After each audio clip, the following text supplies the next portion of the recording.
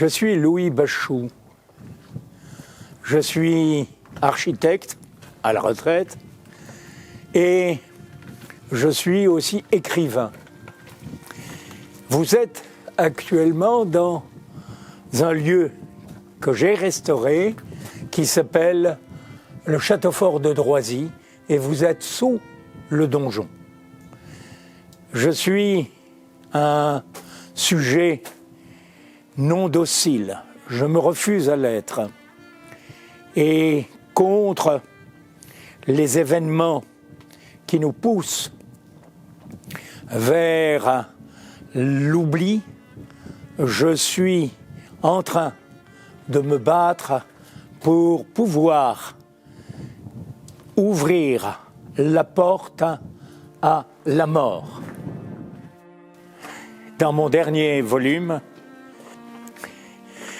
j'ai voulu examiner ma vie,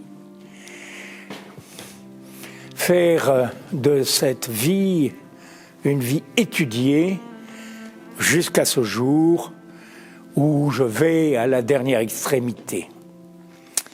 Et la question qui apparaît de façon très évidente est qu'est-ce que vivre vieux dans ce monde marchand ? Cette question est une question capitale et qu'il faudra que nous nous posions tous. Cette question est finalement, est-ce que vieux, c'est une charge ou une dignité ? Est-ce qu'être vieux, c'est un coût ou une richesse ? Et je pense que nous n'avons pas compris tout ce que nous pouvions tirer de cette vieillesse que nos prédécesseurs qualifiaient des ancêtres.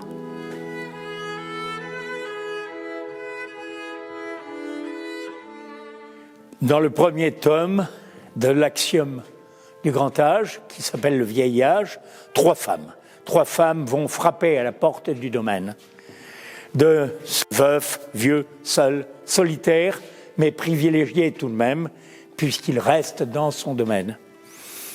La première représente la vie charnelle, l'autre la vie sociale, la troisième représentera ce qui est l'annonce de la dernière demeure. Et c'est en quittant son domaine qu'il va s'approcher et ouvrir la porte de sa dernière demeure. Vous avez compris que le premier tome est finalement une vie examinée. Le deuxième tome, L'homme Bagnan, c'est finalement le refus de la vieillesse telle qu'elle est traitée aujourd'hui. L'homme, le héros, vieux, a deux choix.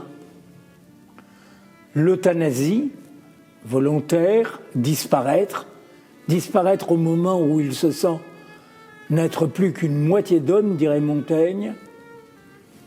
Montaigne disait « La mort peut venir facilement me chercher, je ne suis plus qu'une moitié ». Deuxièmement, après l'euthanasie volontaire, il y a aussi la disparition vers un monde qui lui permettra d'être encore vivant après la mort.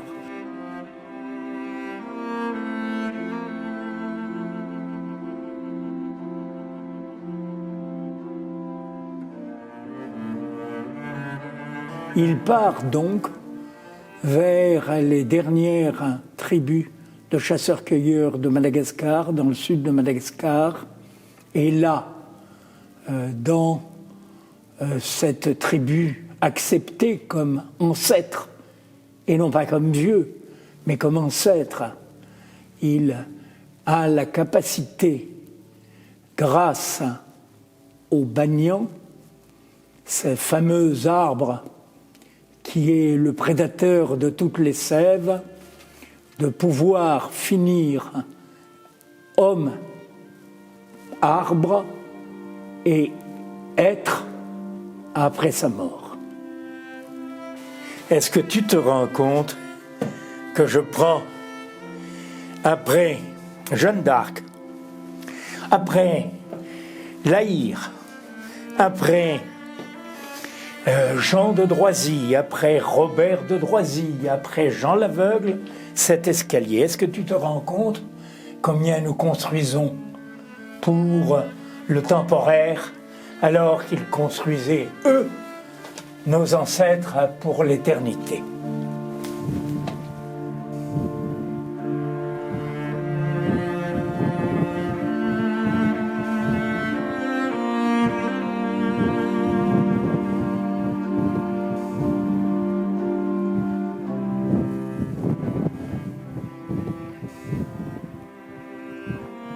Dans ces deux textes qui sont corrélés, je refuse que l'on ne considère pas que la vieillesse est une vraie richesse et que cette richesse est abandonnée actuellement soit dans des établissements, soit dans la solitude.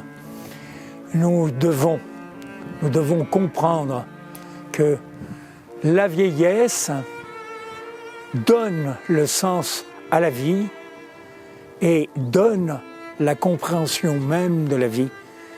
Et c'est cette expérience, ce savoir vivre qui vous permet de savoir mourir.